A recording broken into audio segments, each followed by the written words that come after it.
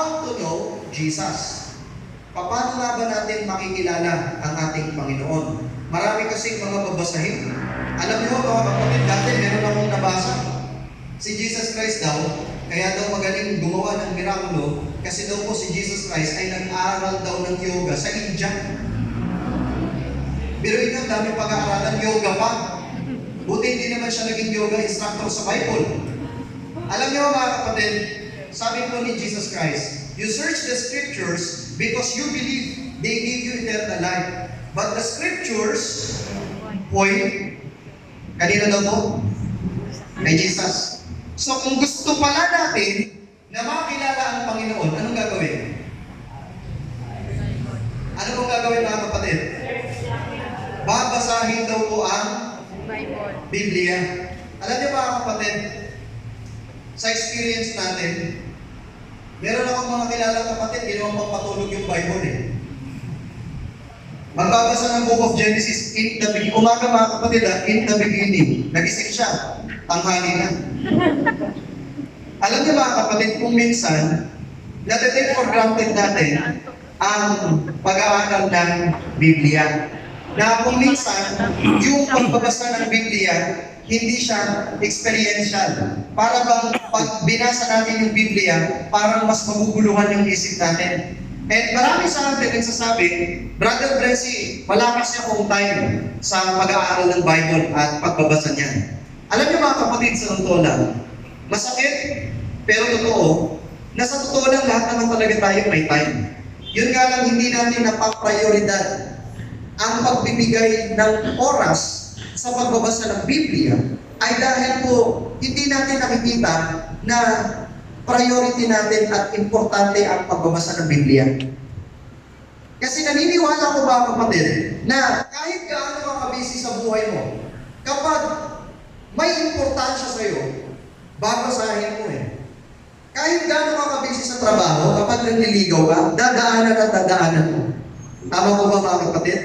Pupuntahan at pupuntahan mo. Tama ko ba mga kapatid? At yung tipong akala mo parang kang hindi napapagod. Tama ko ba? Nararamdaman niyo po ba yun noon? Bakit parang hindi po kayo umibig? Diba? Yung tipong kahit gano'n ka ka-busy, alam mo sa sarili ko na since importante ito para sa iyo, ang gagawin mo, gagawa ka ng paraan para makita yung tamang minamahal. Tama po ba? Alam niyo mga kapatid, nakakalungkot lang sa panahon natin ngayon. Kasi pag sinabi natin importansya, may kakaibat na itong pera. Pag ang isang bagay hindi importante sa iyo, most probably yan kasi isang bagay na yan, hindi nakapagbibigay sa iyo ng pera. Tama? Pero just imagine mga kapatid, kung tayo ay bibigyan ng 1 milyon, tapusin lang ang Biblia sa loob ng isang buwan, ang tanong, babasahin ba? Yes. Bakit lahat babasahin na agad? Wala nang patumpik-tumpik. Basta, pag natapos, 1 milyon ko, tama? Mga kapatid, that's the point. Hindi natin nakikita ang importansya ng pagbabasa ng Biblia dahil wala itong kaakibat na pera.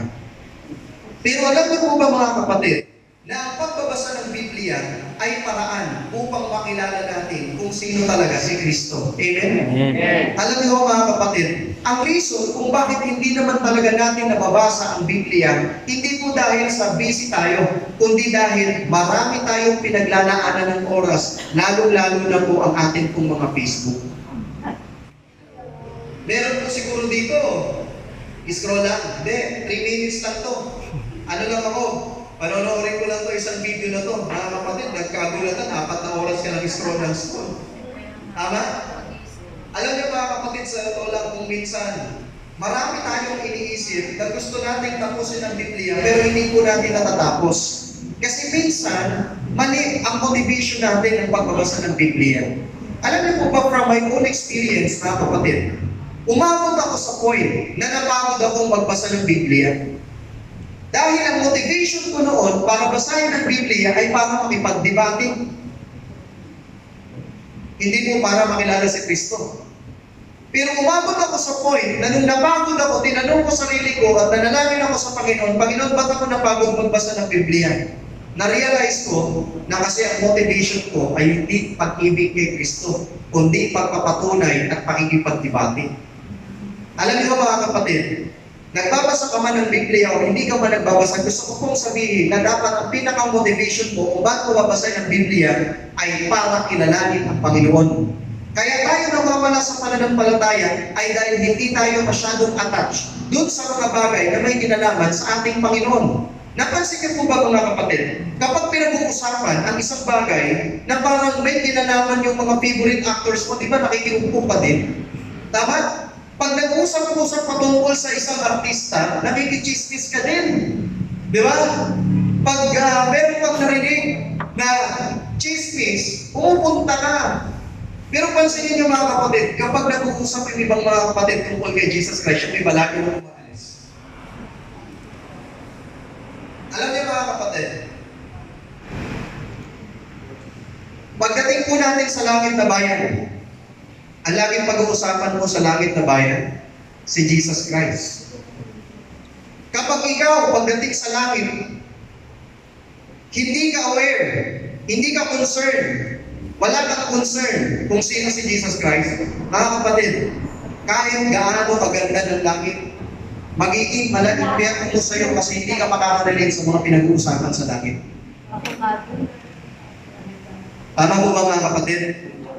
Kaya alam niyo mga kapatid, gaano ka-importante ang Biblia? Sobra. Kasi po lahat ng pinag-uusapan po natin na may kinalaman sa Biblia, pointing to Jesus Christ. Kaya nasabi mga kapatid, sa langit daw po, walang beer. Alam niyo po kung bakit? Kasi po, naalala ko may nagtanong sa akin, brother, hindi ba parang napakasama naman ng Panginoon na yung mga manginginom, parang usahan niya sa dagat-dagatang apoy at hindi niya iakyat sa langit. Ang sagot ko mga kapatid, paano niya iakyat yun? Pag-akyat sa langit, wala nang beer. Kahit gaano kaganda ng langit, pag wala yung kanyang bisyo doon sa langit, magiging KJ sa kanya ang langit. Tama po ba? So, ibig sabihin, yung paraan ng pagbabasa natin ng Biblia ay kaparaan ng Panginoon na mas marami tayong maikwento pagdating po sa langit na bayan. Amen? At ang pinakang subject doon ay walang iba kundi ang ating Panginoon. Amen? Alam niyo mga kapatid, meron pong isang story yung mag-ama, at ito pong mag-ama na ito mga kapatid ay yung binata kasi ay siya po ay sinundo ng mga pulis at sabi ito kasing anak mo, sabi doon sa tatay ay yung anak mo ay mandurugas, yung anak mo ay multaper, kidnapper at kung ano-ano pa. Sa madaling salita, yung binata mga kapatid dinala po sa kulungan. Ngayon, tumagal-tagal na sa kulungan, yung kanyang tatay na naiwan sa bahay, nagsulat. Sabi niya, anak, alam mo kung nandito ka lang sana, nahukay sana yung likod ng bahay para makapagtanim. Kasi matanda na ako, hindi na ako makapagtanim eh. Para kapag nakapagtanim ako, yung seeds, pag tumubo, yun yung kakainin kong gulay. Ang sabi ng kanyang anak sa bilangguan, tay, teka lang, huwag niyong huhukayin yung likod ng bahay. Kasi pag hinukay yung likod ng bahay, dyan ko tinanim yung granada, dinamita at kung ano-ano ba. So yung tatay po natakot. So yung tatay, ang ginawa niya, nung nalaman niya yun, tinawag niya po yung mga pulis. At nung tinawag niya po yung mga pulis, nagsulat po ulit yung tatay, anak, wala kaming nahukay kahit isang bala ng baril. Kailan ka pa natutong pagsinungaling? Ang sabi ng anak niya, tay, joke-joke lang yun. Ngayon nahukay na yung likod ng bahay, pwede ka nang magtanim. Alam niyo po kung ano moral lesson sa story? Kapag ayaw, maraming. Kapag gusto, maraming. The same thing, mga kapatid. Kung gusto natin makilala ang ating pong Panginoon, gusto ko pong i-introduce sa inyo ang pagbabasa at papanumbalik ulit sa pag-aaral ng salita ng ating pong Panginoon. Amen? Amen. Mga kapatid, why knowing Jesus is essential for revival? Kasi po, ang sabi po, knowing Jesus is essential for revival because He is the source of true spiritual transformation and renewal. Ibig sabihin pala mga kapatid, dapat yung ating pong pananampalataya nakaangla sa ating Panginoon. Without a personal relationship with Jesus, any perceived revival would lack depth and lasting impact. Ibig sabihin kapag nag-revival tayo, nagkaroon tayo ng seminar about reformation, about revival, pero hindi ka pa rin nag-create ng personal relationship kay Jesus Christ, sayang din po yun.